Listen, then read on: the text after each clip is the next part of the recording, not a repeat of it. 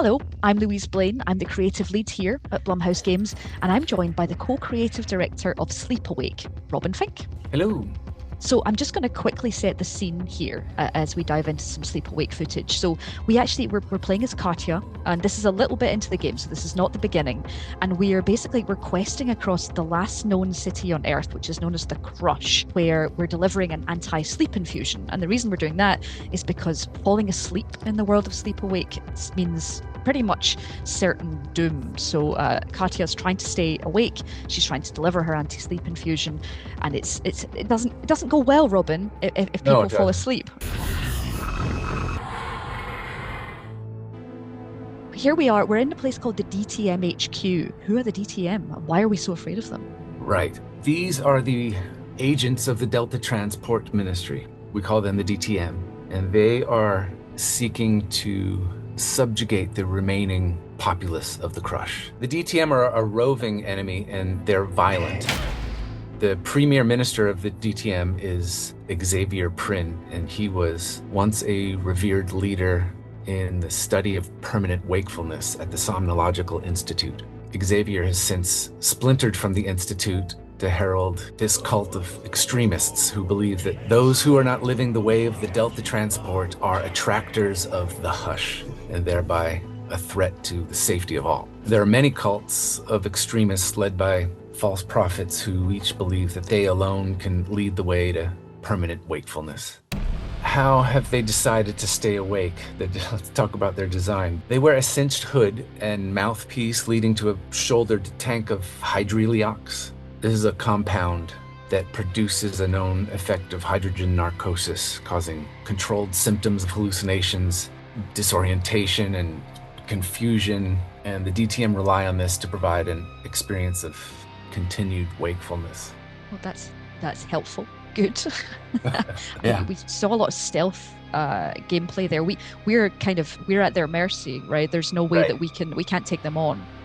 That's right. Katia will be using her environment as cover as she's improvising to remain unseen and unheard as she moves forward through her world. There are traversal and stealth areas where she needs to remain undetected by intelligent enemies who are out to get her. Katia lives alone in the Crush, having lost her family when she was young, some to the swell, which was a torrent of acid rain that filled the basin of the walled city, driving those who remained to live in the upper reaches of this crumbling last place on Earth. And she lost others to the hush, those who disappeared in their sleep. Katia has come up a self-reliant escapist. She's resourceful like her father, and she's recklessly curious. And she needs to improvise in this unreliable world of shifting cityscapes, shifting from tectonic destruction and from roving, oppressive, and violent ideology.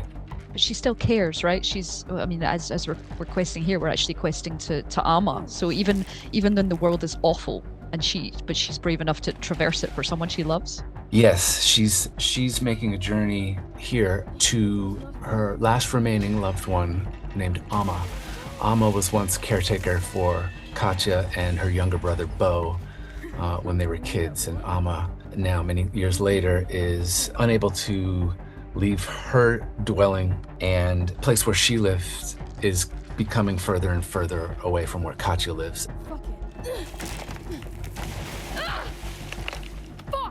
Katia makes this journey to deliver an anti-sleep infusion that she regularly brews and makes the journey to deliver to Amma to help her remain awake and alive. And I think, as we can see from the gameplay, this just becomes it becomes more dangerous every time she makes it, because she's having to sort of cross this sleepless world. But it's also, as you say, a great chance for us to kind of see the factions that are there, see the way that the world has responded to not being able to fall asleep. I think that's one especially fascinating element, is how everyone tries, and these different methods that they either succeed or, indeed, as we see witness of, fail.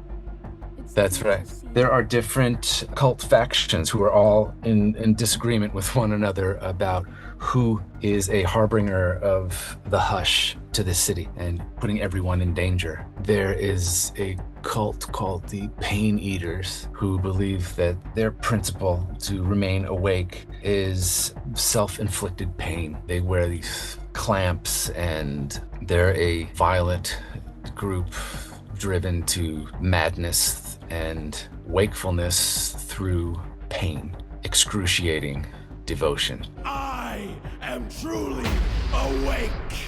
There's another group called the Machinists, and the Machinists are a faction that remain awake through high voltage electricity. And they believe that the only way that they will truly remain awake is through this dangerous means of high voltage, which they refer to as ohm printing. I don't think Katia has reached the end of her journey or her terrifying journey through the crush, but that's where we'll stop for now. So thank you so much for sharing some of the world of Sleep Awake with us, Robin. Oh man, my pleasure. You can play Sleep Awake on December 2nd in full form. You can find out all the different ways to try and desperately stay awake and survive in the crush and join Katia on December 2nd on PC, PS5 and Xbox Series X and S. Thank you for watching.